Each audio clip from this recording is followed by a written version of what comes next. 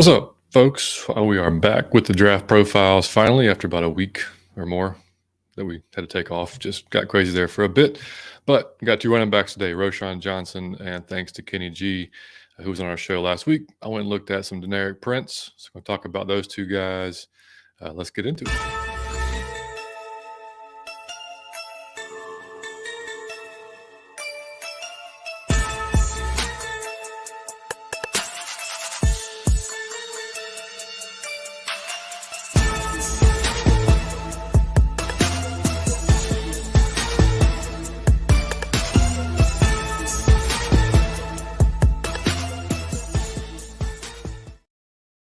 And what's going on, folks? It is just John today, covering, like I said in the intro, Roschon Johnson and Deneric Prince, two potential running backs that we could add in this draft coming up. And we kind of figured that, we're going to be adding a running back to the room. We all know that. That's what, Terry stated it, Arthur stated it, and kind of obvious. I mean, CP getting older, we don't want to put that much mileage on him.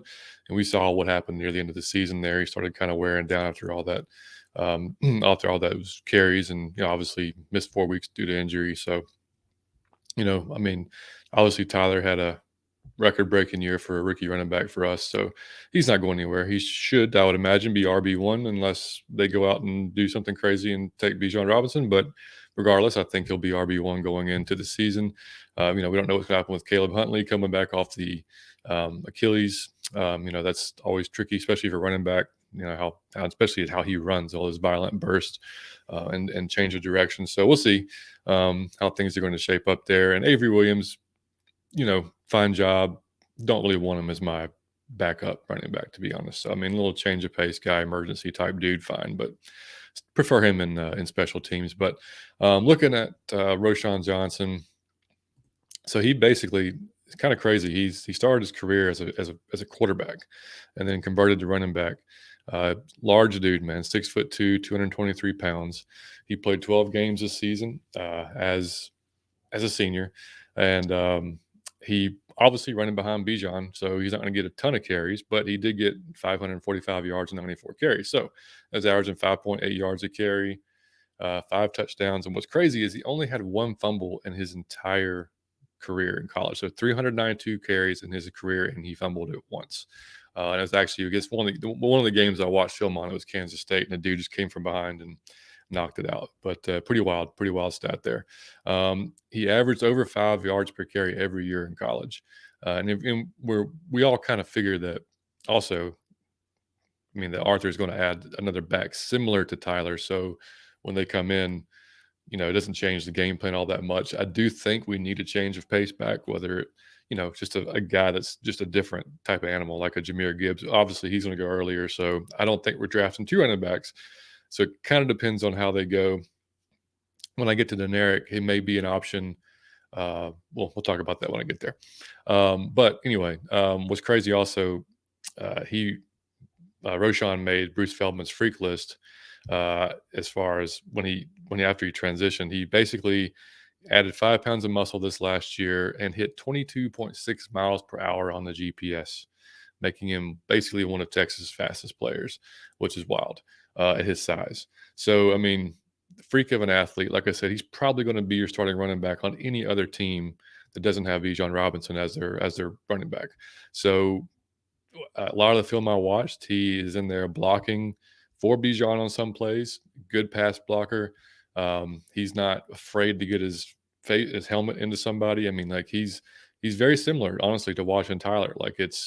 He's maybe a little bit faster than Tyler, which is not a bad thing, but does the same things though. Does the same things really well that Tyler has. And we actually have his combine numbers. I'll show up in a little bit as well. But he basically falls forward every time he gets hit, which is also something we've seen Tyler do. He does not, he does not get pushed back very often. And it's kind of, he actually has the ability to get in between the tackles pretty well, even though his size, you would think it might be, to his detriment, but he actually can wiggle in and out of tight spaces pretty well. He doesn't, in the passing game, he's not bad. He wasn't thrown to a lot, but he he can catch out of the backfield. Doesn't create a ton of separation with his size, but once he gets going, it's kind of it's no, you don't want to be in front of him type of thing. But I saw him stick his nose into blitzers several times watching film on him. He's not his form could use some, I guess, some help, but I mean that's kind of typical of most running backs coming out.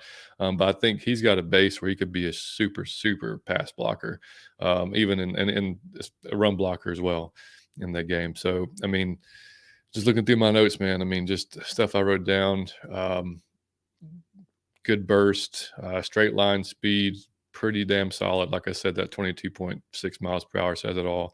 Uh, and basically, where's my last note? Yeah, he only had 14 receptions last year, so it's still, I mean, you're backing up one of the best running back in the nation. So I'm not too overly concerned about the numbers. And the great thing is too is he doesn't have a ton of wear on the tires, man. I mean, he's fairly hardly used. I mean, 390 something carries through his entire career, not bad. But we'll look at his. So here's his combine numbers, right? So looking at those, basically, like I said, 6 foot. He weighed in at 219 at the combine. So I mean, 3 or 4 pounds less.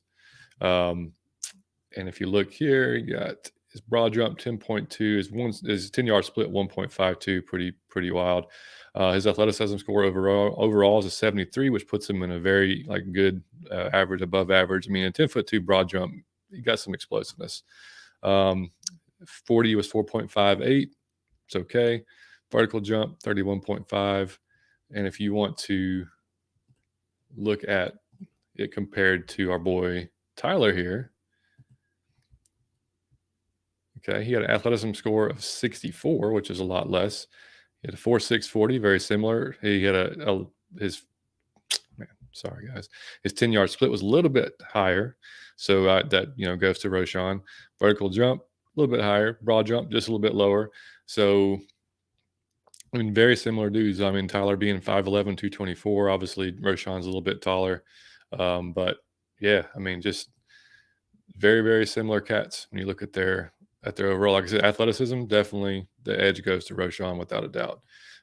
So I mean, I'd be just fine with adding him, and he's looking like he's going to be probably around 3 to 5. I've seen crazy projections. There was before the combine, he was projected like late 6th round type of thing, and now we're looking at possibly third, as early as a third. So it depends kind of on what player or what team wants to make that move and pick him up. And but I would love to take a shot at him if he's there. And we've addressed what we want in the first couple of rounds, and we've got maybe it's a corner or whatever we're going to get, the pass rusher. Definitely wouldn't mind taking him in the 3rd to 5th, somewhere in that range. I think 3 is probably a little high, but after that would be great. What's up, Ty, man? Ty said build like CP. Yep. Has similar running style. Yeah, he definitely does, man. He definitely does. And that, it just benefits us all, man. It lets CP get some more rest. Let him come in when he's fresh. Let him be more active in the pass game. It just kind of gives him that kind of makes it much tougher for defenses, especially when you've got a couple of capable guys. So I'm all about it, man. Wallace, what's going on, buddy? Good to see you, man. All right, next dude is Deneric Prince, and I did not watch anything on Deneric Prince before we had Kenny G on last week on the show, and he said that was one of the guys that he really thought would be not only a good fit for us, but just somebody that's kind of went under the radar because he plays at Tulsa, and he didn't get you don't see Tulsa games a lot. I had to like really search to find some film and into some stuff on him. So looking at him, man, he is similar. I'll go ahead and just pull up the draft the profile here so you can see it from the. Sorry guys, gonna pull this up.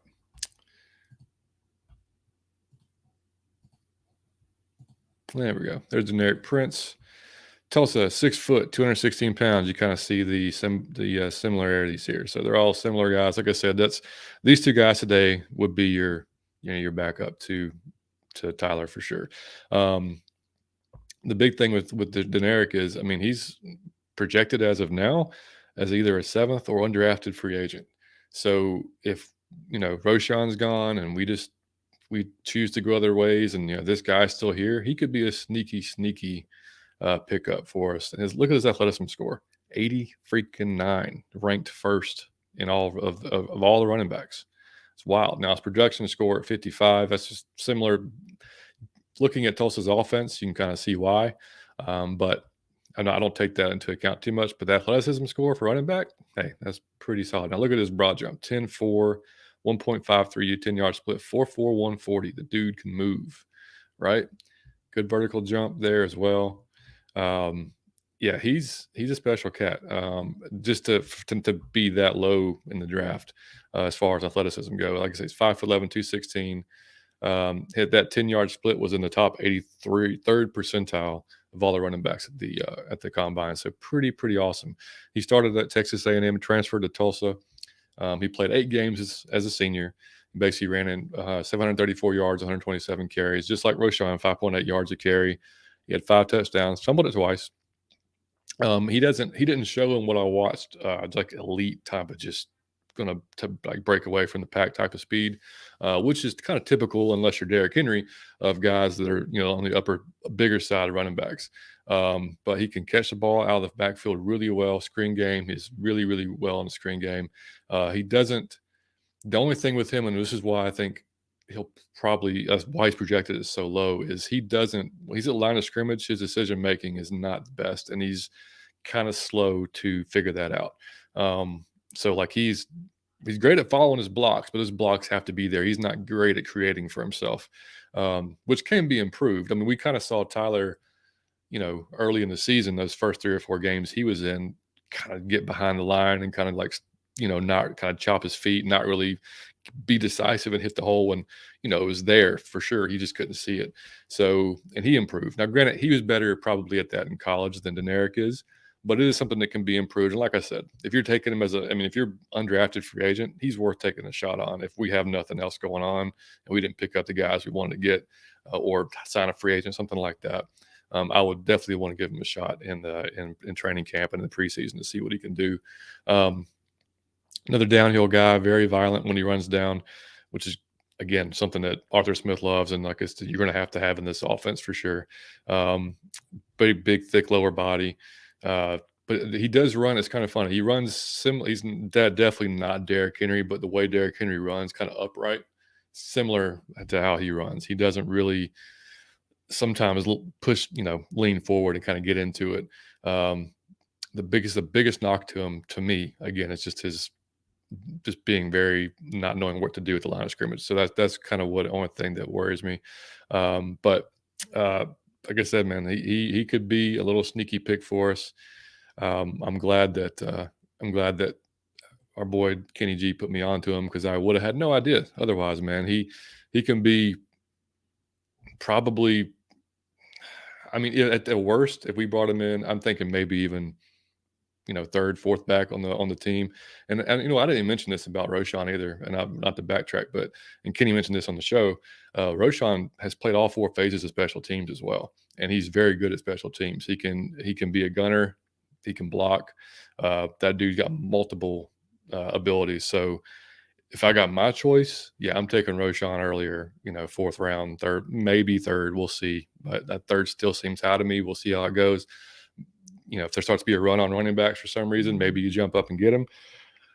But yeah, that's the guy that I would like to have to spell Tyler for sure, man. Dave, what's up, brother? He said, "What's up, John? Thanks for doing this." Hey, man, no problem, man. I enjoy it, man. We enjoy it. Mike should be back tomorrow. Maybe, yeah, tomorrow. I think he's out of town this week doing for work, but he should be back tomorrow doing a couple of guys. I'm not sure if he's got running backs. I'll have to get with him to see who he's got for tomorrow, but. Ty said, I feel most running backs can be productive in our scheme, with the O-line being much better blocking. Watch Prince's tape. He reminded me of how Le'Veon Bell would approach the line and make this decision. Yeah, man, that's a good call. Very good call. And yeah, you're right.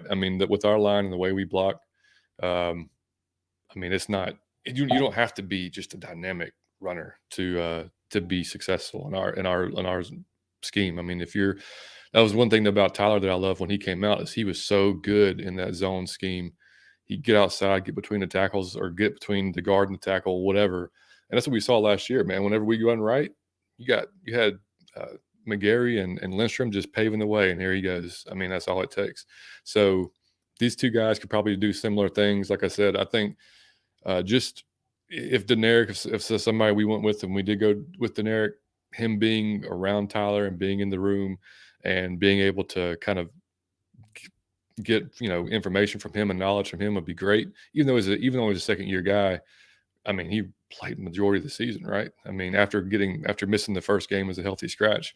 So yeah, I mean, he'll and CP as well. I mean, he'll have a ton of people to help him out. So not too worried about them fitting into the offense. The more for me, looking at running backs and this style of offense, I'm looking at athleticism. I'm looking at power. I'm looking at just grit to finish the run because that's what these guys do. That's what Caleb did even when he was in there. I mean, they run violently. They hit you. They want to hit you. They want to make you hurt into the fourth quarter.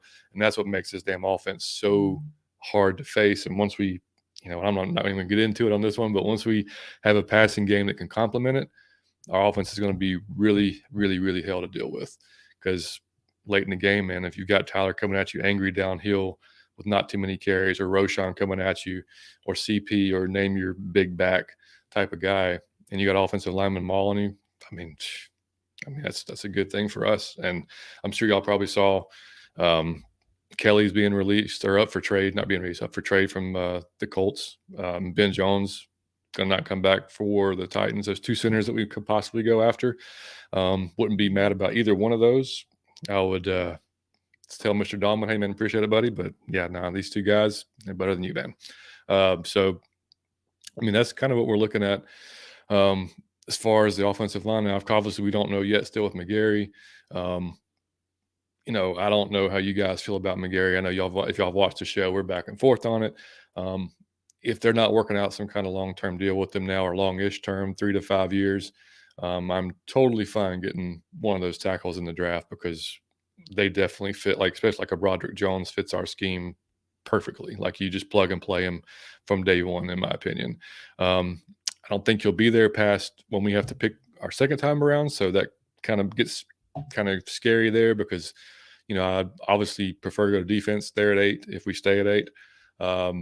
But I guess we'll just have to wait. There's so many options, guys. I mean, which is good. I mean, it's nice to have options, and that no matter who we pick is going to be an impact somewhere. Whether it's in the secondary, pass rush, offensive line, it's going to be a need and it's going to be an impact player regardless. So it's been a long time, man, since we've been able to do that and have the money to do it. I mean, I think earlier today, that's what 62 million is the official number as of now that we've got. Legal tampering starts tomorrow. And kicks off on the 15th, man. So it's gonna be fun. I can't wait, man. I cannot wait. I can't wait for the quarterbacks to get settled, whatever that's going to be, Lamar, whatever that's going to happen there. Just needs to happen so we can move on and start talking about actual things that's going to affect our team or be going on with our team. But it's going to be. And on the 15th was Wednesday's our typical live show, right? With Mike back. So we're scheduled to have Daniel Flick from Sports Illustrated Fans Nation on the I think that was it on the show. Obviously, it's going to be a pretty busy day, more than likely for him. But he's planning on it. So unless things just go crazy that day, he'll be on with us. Awesome young writer on the 15th around 7. I think it's 7 o'clock. And it may change to 8 depending on his schedule. But it should be fun. Great time to have him on right when free agency kicks off. And we'll be talking a lot about free agency, obviously, that day, and anything else that pops up between now and then. James, appreciate you checking in, buddy. Appreciate you, man. So yeah, Mike will be back probably tomorrow. Like I said, he doesn't do the live ones like I do. He'll drop it probably on either. He'll probably just send me. They'll probably like a 6 or 7 minute video because typically what Mike does on these, and he does them totally different than me, which is cool. That's how we plan on doing it. But he'll have a couple of guys as well, and then we'll see. After that, we're going to keep doing these draft profiles as long as work and everything else doesn't get nuts like this last week, which is crazy for both of us. So we really couldn't have the time to do it, but we really enjoyed doing it. Ty said, wouldn't surprise if McGarry is back. So if didn't want to pay the tag price yet, no. They might be just waiting to see who's available tomorrow, and if no one like that, I can see a deal for McGarry. Yeah, me too. And I get it. If they're going to bring him back for continuity purposes and keeping the game together, however you want to say it. I mean, I don't know that he can get any better at pass blocking. To be honest, I think his feet are what they are. They're slow. His arms are short. He can't. He does 300-pound guys speed rush him. So I mean, I'm not the pass protection still scares the shit out of me. But I mean, he is an elite run blocker. He has become an elite run blocker. So, um, we'll see what Dwayne Lever can do with him. I am sure he wants to be a better pass blocker, but there's just maybe some things physically that can't allow him to be a better pass blocker. We'll see. But like I said, I'm not going to hate it if they bring him back. I just hope it's like a 12 to 13 mil type of year thing. I don't want to go crazy with it because there's probably cheaper options that could maybe do just as well and maybe pass block a little bit better, but who knows? But anyway, guys, that's it. I'm going to wrap it up today. Like I said, hopefully learned a few things about these two guys, Roschon and Deneric. Very similar, also, a little bit different, but as far as our scheme, great fits. Be very happy with Roschon. I would be just fine taking a shot on Deneric late, or like I said, if he stays undrafted, stay there, and we'll see. I'll probably do a few different style running backs in the next couple of days. Probably Jahmyr Gibbs will be one of them. It's one of my favorite guys in the draft. Completely different runner than these guys are, but just dynamic as all hell. So we'll see if they choose to go that. I seriously doubt they're going to pick a running back like that in the draft, but you never know. Ty said put Mayfield back around. Man, you know what? I don't know that he could do much worse. Maybe the only place he can go is up. So, but no, hell no. I don't. Don't want to. I don't even want to see him. I don't know. I'm not even sure he makes the squad, man. Which they just need to go ahead and admit they were wrong on that one and move on. But anywho, guys, I appreciate y'all joining me for a few minutes here on a Sunday. You guys have a great rest of your weekend, and Mike will be. Hang on, Wallace said I don't think we'll get McGarry back if he's getting offered a big. True, yeah, yeah, that's true. And there's also that side of it where McGarry might be like, well, man, y'all didn't pick up my 5th-year option. So, screw y'all. I'm going to wait and see who else wants to pay me some money. And, if they offer a better deal, maybe he wants to go somewhere else, which I don't blame him. Yeah, man, follow the money. If they're going to pay you more, that's fine. And like I said last week, I heard a rumor that the 49ers were possibly interested if McGlinchey doesn't, come back. So, which I can see McGarry and Shanahan's offense is kind of similar. It's again, is this that's they're going to look at him and just see the same things everybody else sees. Is that kind of not consistency in the pass pro, but he's going to get paid regardless, man. He was one of the top rated right tackles last year, so numbers just say it all for him. So benefited by Arthur Smith, so he owes Dwayne Ledford and Arthur Smith a little chunk of that because they put him in a nice position to succeed in this offense for sure.